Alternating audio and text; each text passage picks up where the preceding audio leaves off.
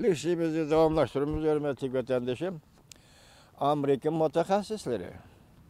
Çavuşan yerim aralığı seliştiğinde Cungo Hindistan çigrası harbiy to'qinish portlashi mumkin.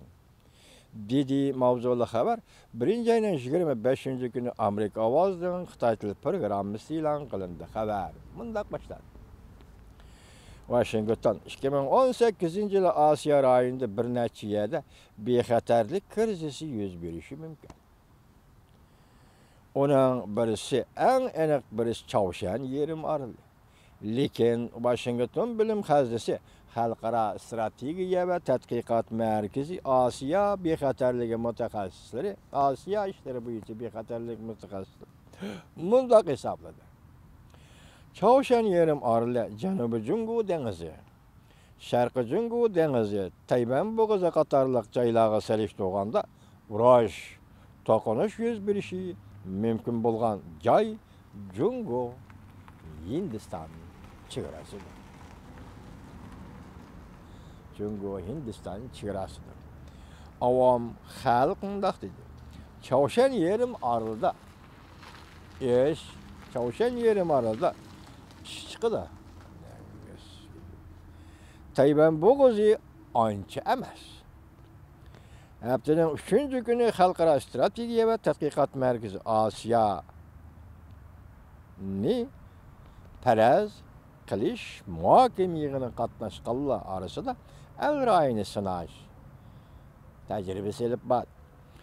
Yig'inga qatnashganlar javob beradigan savol 2018-yil qayerda bexatarlik masalasi yuz berishi mumkin degan savol bo'ldi.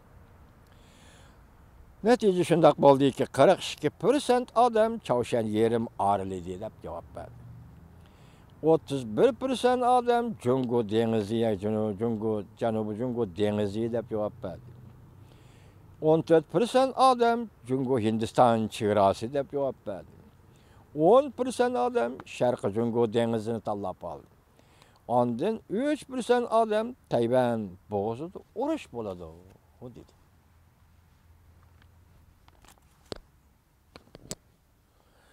Çavuşan yerim arılı krizi 2017-yili Prezident Trump hükümeti tarafından davlat bexatarligiga qartilgan eng og'ir kriz deb qaralganlikdan muhokama yig'inida qatnashgan nurg'un kishilar Çavuşan yerim arılı 2018-yil bexatarlik krizisi yuz berishi diqqatdan tashqari emas deb hisobladi. Zak Cooper Jungo Hindiston chegarasida harbiy to'qinish yuz berish ehtimolligi hammadan yuqori dedi. Xalqaro strategiya va tadqiqot markazi bexatarlik masalasi bo'yicha yuqori darajali tadqiqotchi Zak Cooper uchdan bir qism kishining Janubiy dengizni tanlab olganligidan bir oz hayron qoldi. Chunki uning qarashicha Janubiy dengizda voqealar asos jihatdan Jungoning g'arizi bo'yicha taraqqiy qilyotdi. Shunga uning qarashicha Jungoning Janubiy dengizda voqea paydo qilish ehtimolligining sababi yo'q.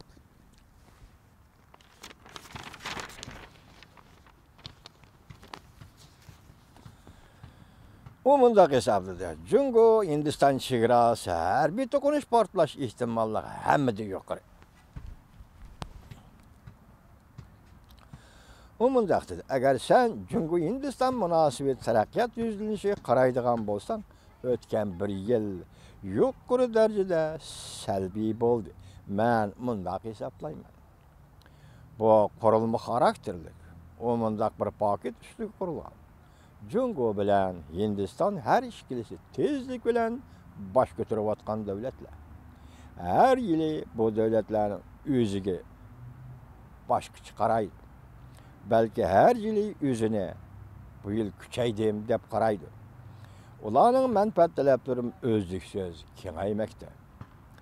Tabiiyki vaqtning o'tishiga ergishib, ularning chegaralarida jiddiylik o'tirg'i chiqadi.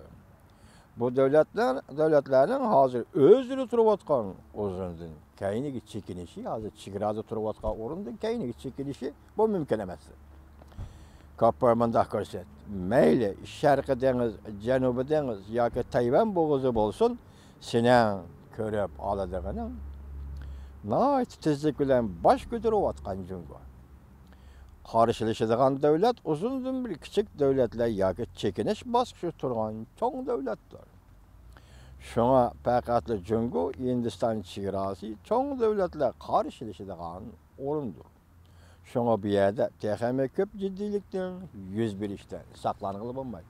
Demak, bularni o'sha yerim oraldagi jiddiylik qaraganda bu Jungo Hindiston o'tirisiga chegarani ko'zda tutyapti bu tahlilchilar. 2018 yılın 5 Jungo ile Hindiston chegara rayonida so'rkilish yuz berdi. Hindiston matbuotlari xabar qilib bunday ko'rsatdi. Jungolik yo'l va yasag'uvchilar va harbiylar Hindistonning chegara soqchi qismlari bilan va askariy qismlari bilan qisqa muddatlik yaqin oralikda qarshilashdi. Mush yilning 5'ida deydi, bu matbuot e'lon qilinmagan bo'lsa kerak. Yaqin aralıkta karşılaştı.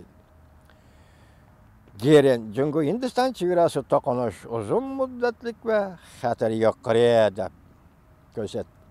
Sobiq prezident bosh davr davlat bexatarligi Osiyo ishlarining nopozliq modeli bo'lgan Michael Gren bunday hisobladi. Jungo Hindiston chegarasi uzun muddatgacha xatarlikdir. Amandaq dedi. Hindiston Jungo ikki davlat qo'yib berayotgan signaldagi mavjudiyat masalasi yoki mavjud masalalar yangi gullangan bu ikki davlatning ulug'vor irodasi, masalan Hindistonning ulug'vor irodasi, Jungoning ulug'vor irodasi. Din boshqa yana geopolitik siyosiy omillar, ya'ni Jungo Hindiston chegarasi masalasi xatarlik masalaga aylantirib qo'ydi. Belki barğansıra xatarlik mesele bulup qalishi mümkün. O tilga algan geopolitik siyasi amillar cümleden Jungoning Tibet meselesinden xotirjam bo'lalmaganlik. Hindiston tarafdan aytganda Jungo bilan Hindistonning zich munosabati hamda Jungoning Hindi okeaniga kirishi bilan Hindiston bilan Jungo o'rtasida yuz bergan geopolitik ciddilik Hindiston bilan Jungo o'rtasidagi suv manbalari masalasi qatorliqlarni o'z ichiga oladi. Demak, Hindistonning Hindiya dengizi, Hindiya okeaniga Jungoning kirishi, anda Tibet masalasi bu geopolitik omil, anda suv masalasi, suv manbalari masalasi Hindiston bilan Jungo o'rtasida qurishni tashkillashtirishi mumkin deb hozir bu Hindiston chegarasi, Jungo chegarasiga yaqin Chavshan yerim oralining vaziyatidan oldi qo'yibdi bu tahlilchilar. Foydalanib ko'rsanglar bo'ldi vatandoshlar.